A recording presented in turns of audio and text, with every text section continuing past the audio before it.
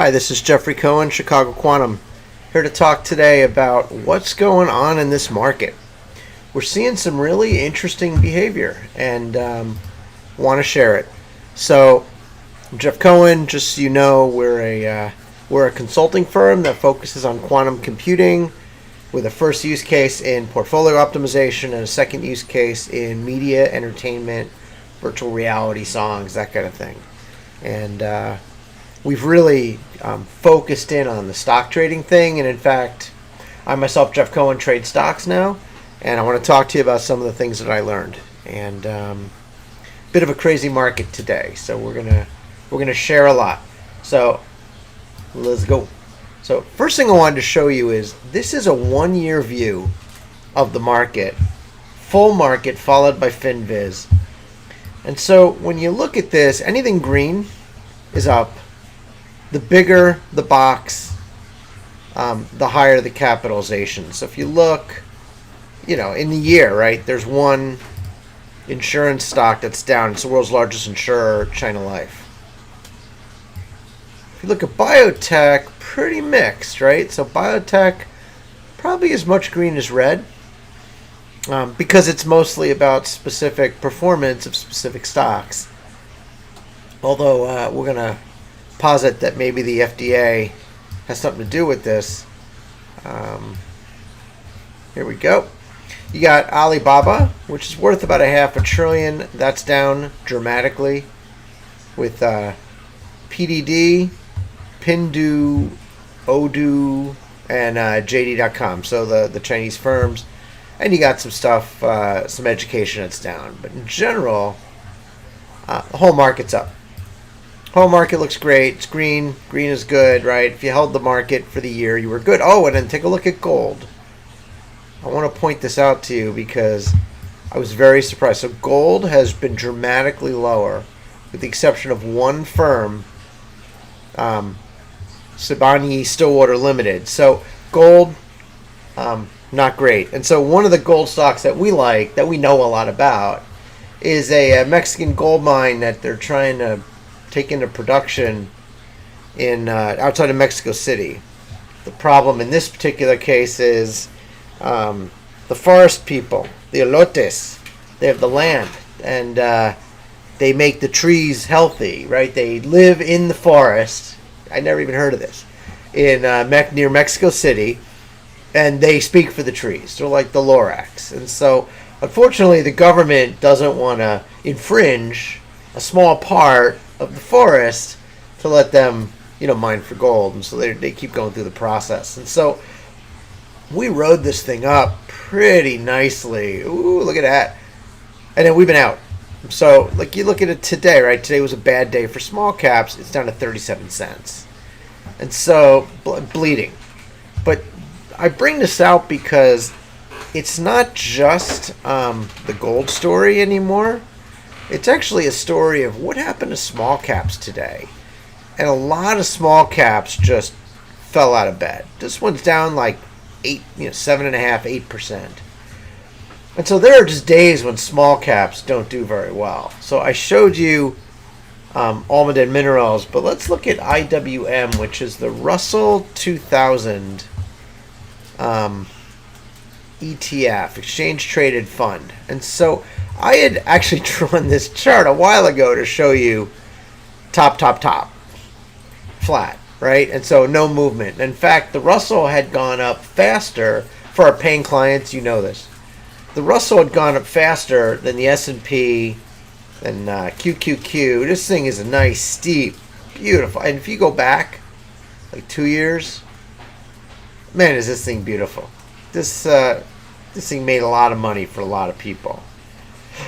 Maybe this is the meme stock thing. Maybe this is just day traders. But I know myself, I love trading in small caps because they really move. Well, here's a good example where they really move. And sometimes they move down. And you're looking at a market that is double topped and has now fallen through the neck. And so it's trying to recover. But today it's down by the neck again. And so this is a reversal pattern as I see it.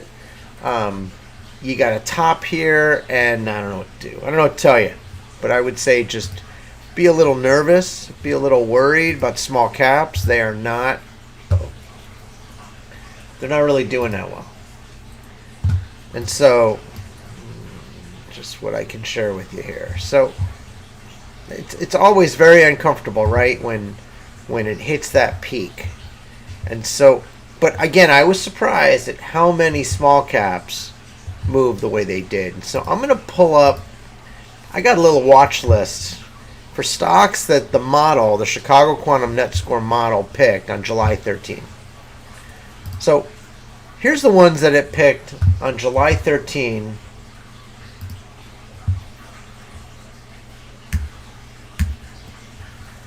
to go up. These are my longs.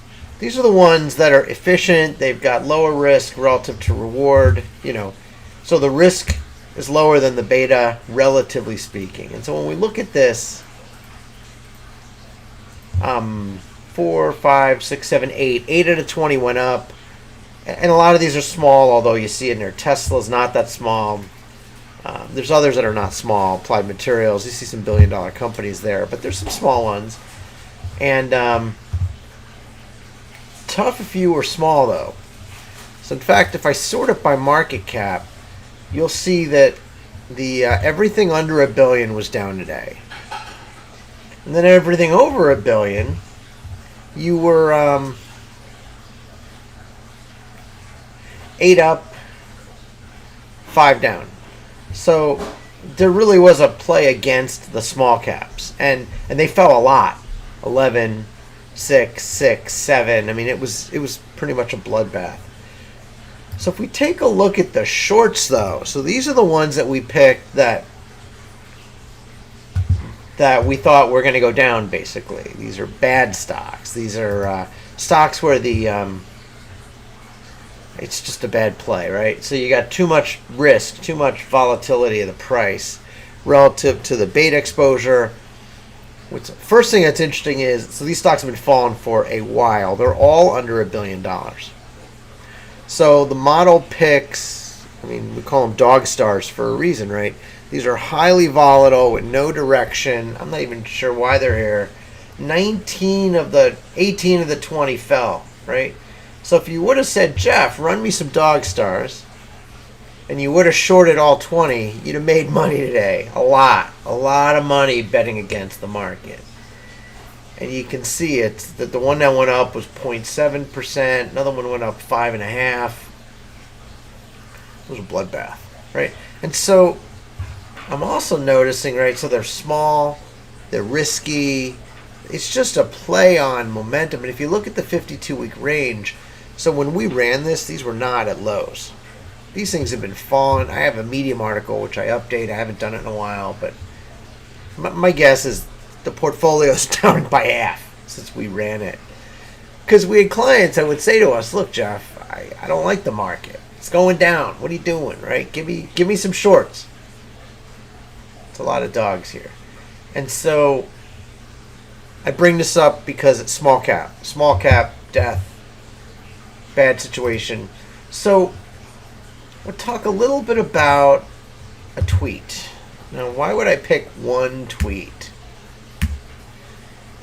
Because this is something that, especially as I'm studying for my exam, Ina Stanky Rich, which is a great name, by the way, and she's got a really nice point here.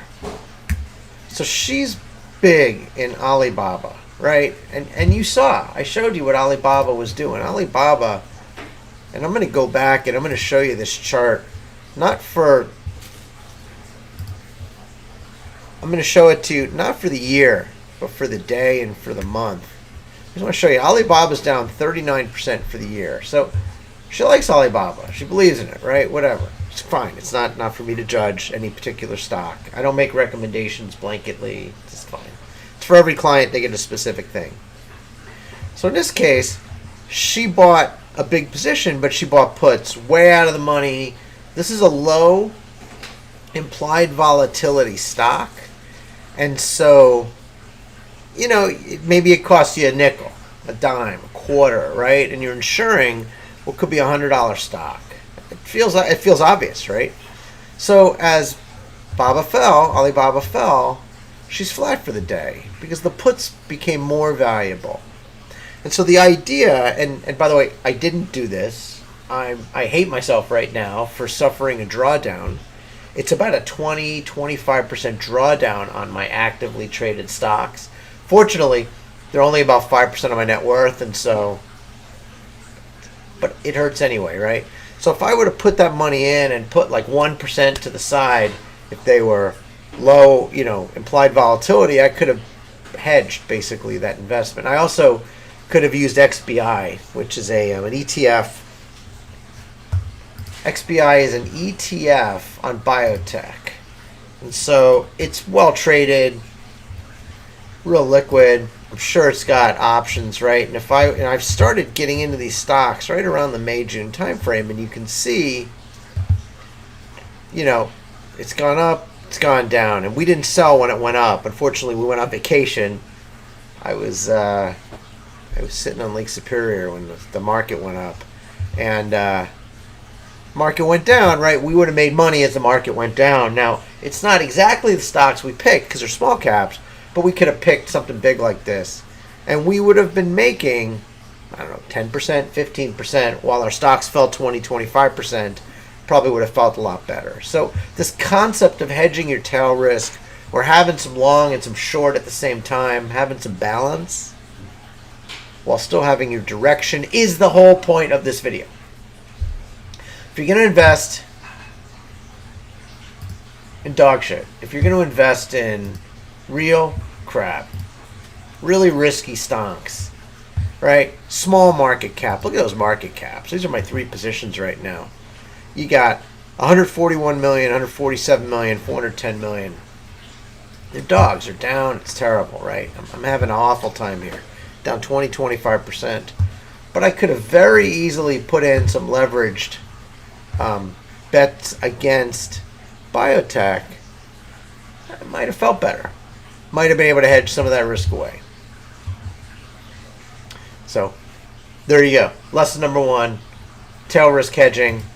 And so I talked about it. I said to her, look, perfect tweet, thank you. I didn't do this on my stocks, and I'm paying the price in a drawdown. And she said, well, sometimes it's not possible for small caps, right? Because small caps will tend to have a very expensive price for an option. And I'm prepared to show you that, right? And so, yeah, it's a good point, right? So she's saying that when she started buying the puts, right, stock was way higher. They were very cheap, and now she's basking in the glory of this. And so I'm going to show you, if you wanted to buy puts against, let's say, Akebia. Now I'm planning on holding this for the long term. So let's say for January. So when I started buying the stock, it was like $3.50. $3.50. So let's say I would have bought some $3.50 puts. So unfortunately, even today, if I wanted to buy puts, so basically you'd buy puts that are like out of the money, right? So $2. So if the stock is at $2.35, maybe I do a $2 put. So it's costing me 30 cents per share to basically ensure my portfolio that it won't go down more than another 35 cents. So that's tough, right? That's a very expensive. That's an implied volatility of almost 100%. Now, had I have done that, and had I have done it when I bought the stock at, let's say around $3, right, 82 cents. So I would have made maybe 50 cents. So I might have paid myself 50 cents of the loss that I suffered, paid myself half back. And at 30 cents to make 50, at least I'm up 20 cents at something. The problem is these are very expensive puts and calls. Actually, the calls are very expensive. I'm still paying for a $3 call 40 cents. So it has to go to $3.40 to be in the to basically pay. So it's at $2.35. It's got to go up almost 50%. That's crazy. So these are very expensive options. It's hard to make the bet. So my thinking is you could buy options against XBI. Pretty sure there's options on the ETF, but we're about to find out. So let's take a look at the things at 118 right now, although it's way down. So if I would have bought, I probably wouldn't have bought them in January, right? But let's just take a look.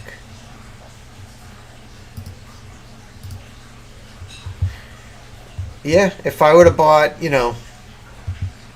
120s back then, they're $9.75 versus right now I would probably be buying 115s at $6. I'd be getting $3 for a call, although the price, I'd have made $3. So I could have made some money, and I could have found something that's roughly representative. So going back, what did I tell you? I told you small caps are dogs. Here's some that I'm looking at as a potential kind of an interest list. And so this normally doesn't look like this. It's over to the left of the screen. SMLP, which I've been watching, I'm trying to get back in. It's down almost. It's 9.39% down. Alibaba's down 6.5%. I mean, COS is a small energy E&P, full exploration and production. It's down another 6%. That stock, I mean, I've traded this stock from like $2 to $4. 184. Auto Web, I love it. It's a potential blast off, but I think the last time I sold it at like 350. It's at 239.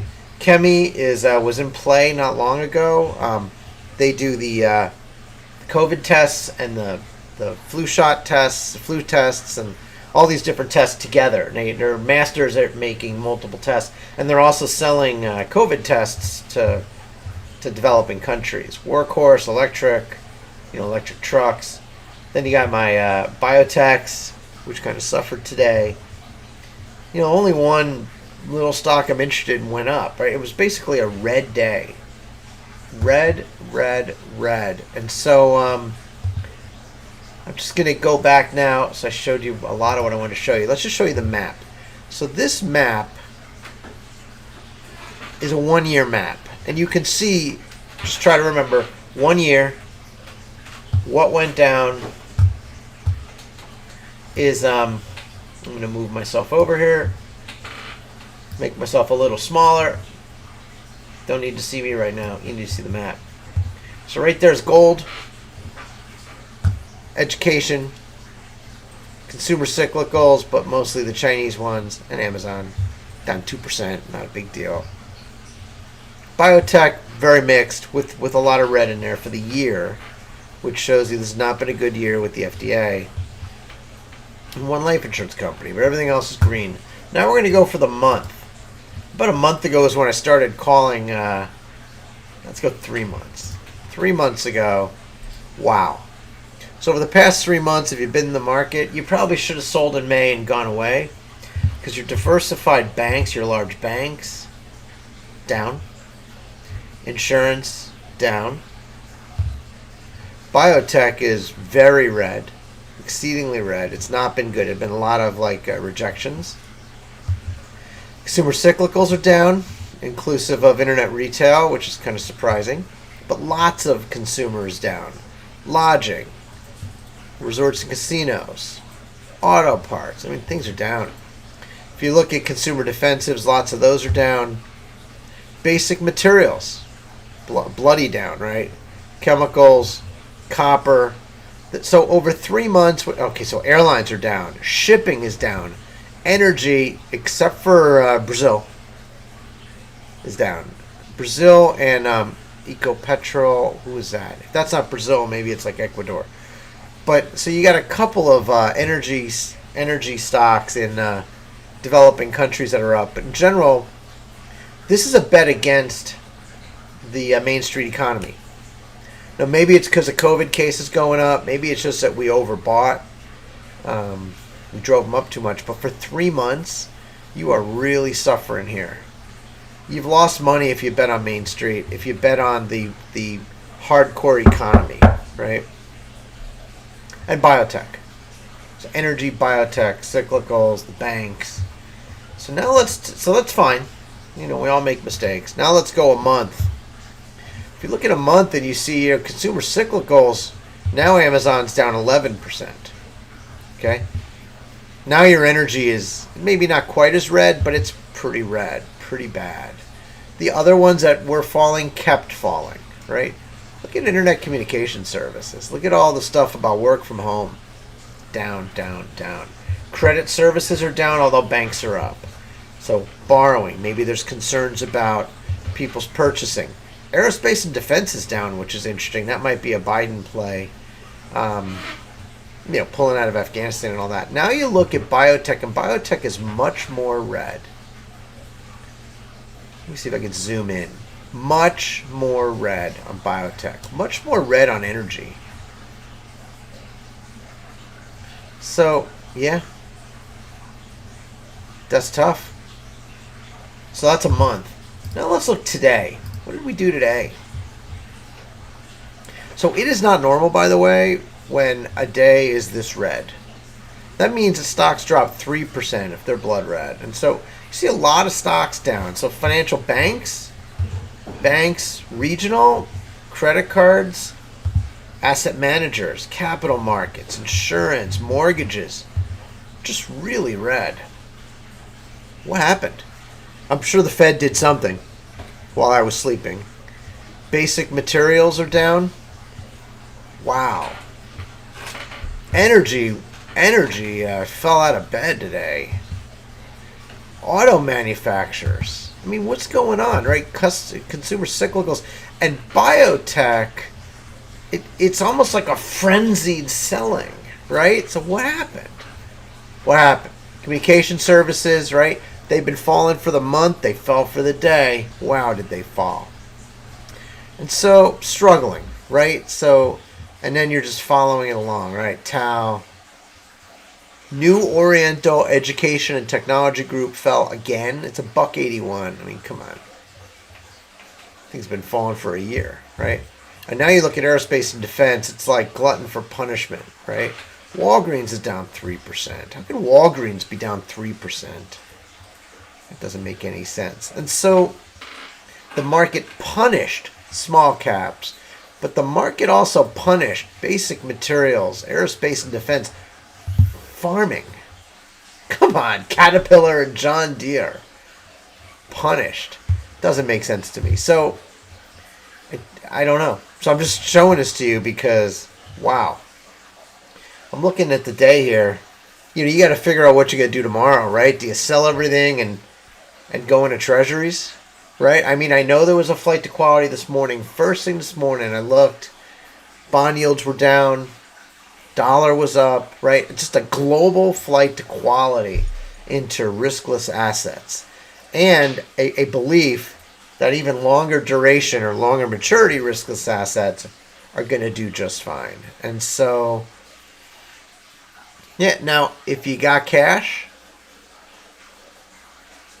these are some good companies, right? You can maybe start taking a look. That's why I'm starting to build my list. So today was a rough day. So the only question left is, what do the futures look like? I know these guys do a futures thing.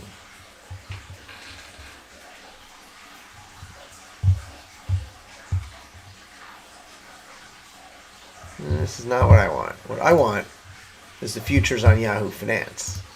The very top. Nope. Not showing the futures yet. I'm just curious to know what the futures are going to do for tomorrow. And so, we can look at the Nikkei, but I think the Nikkei is still closed. It's not open yet. So, be interesting to see if there's any markets open. Anything looking good right now. Because you got two choices here. We got a lot of choices. But the two big plays, one of them, if you look at Twitter, right, everyone's calling, the sky is falling. And when the sky is falling and everyone's saying it, it probably means stocks are going to go up tomorrow. So why do I say that? You got almost $1.1 trillion overnight excess reserves, excess cash being stored with the Fed. It's a lot of money. Someone's going to want to take basically a zero interest loan and start buying stocks at these prices, right? At some point when the valuations drop, it looks good. The valuations probably aren't there yet, but you got a lot of people that probably want to buy the dip, right? Maybe they'll do it in September. And then you got the other logic that says, maybe there's some surprise that nobody knows about. Maybe it's COVID. Let's take a look at COVID-19 update. What do we got? This is CDC. I haven't run this before. I haven't looked at this in prep, but let's take a look. So this is last 7 days cases. Everything looks the same. Percent positive looks about the same. So it didn't get better today. It didn't get worse today. Right? Deaths. That looks a little worse. So more people are dying of COVID, but maybe not so many more people are getting it. There's another COVID list I like. Yeah, Google runs one. So if you look at United States, I just look at the 30 days. Yeah, it's growing, but it kind of flattened. So maybe COVID isn't quite the driver this week versus last week. So this is not to me a COVID story. This is something else story. Well, only time will tell. Good luck in the markets. Good luck in the markets tomorrow. And one thing I'll ask. So we run. I don't want to look at that. Wrong one. Let's look at this. We run beta, negative beta stocks. We run a whole thing, right? And the last time I ran it was July 27. And so I sent out a tweet, a couple of messages. Hey, does anyone care? Does anyone want to see a new list? These are the stocks that moved opposite to the market. And so does anyone want to know other stocks that are negative beta? And, I didn't get a single like or a single share or retweet. So I'm not sure anyone cares. I'm not sure we're going to update it, at least not tonight. I'm not going to stay up late tonight. We may do it later in the week. But if you want to see the data that we're publishing, if you want stock splits, maybe it's hard to find for yourself, right? Maybe you want the list of stocks paying a 10% yield over the past year. I mean, that's awesome. People are always asking, right, where can I buy a good yield? That's fine. We got them for you. We got every stock that validated that's paying a high yield. We'll let you know, right? But sometimes just give us a little love. Maybe share the website. Maybe like a tweet. Maybe do something. Let's draw some traffic because that's how we know that you appreciate this. So, all right, everyone. Thanks. Good luck in the market. I'm going to give you a nice wave here. Send you off on your way. All right, everyone. You take care now.